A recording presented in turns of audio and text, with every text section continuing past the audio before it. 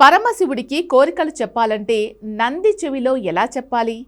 నంది చెవిలో కోరికలు చెప్పడం అనేది భక్తి సంప్రదాయంలో భాగం. ఇది పరమశివుడు వద్ద మన ప్రార్థన చేరుతుందని నమ్మకం.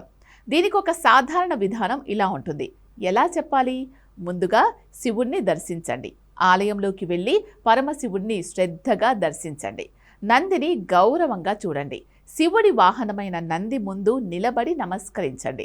నంది విగ్రహం చెవికి దగ్గరగా వాలి మీ కోరికను మెల్లగా చెప్పండి.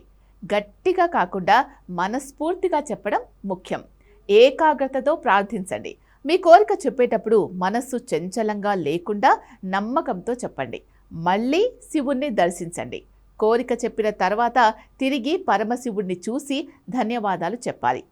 ఎందుకు నంది చెవిలో చెప్తారు? హిందూ విశ్వాసం ప్రకారం నంది ఎప్పుడూ శివుడు ముందు ఉండి ఆయనకు అత్యంత సమీప భక్తుడు. కాబట్టి మన మాటలను శివుడికి నంది చేరవేస్తాడని భావిస్తారు.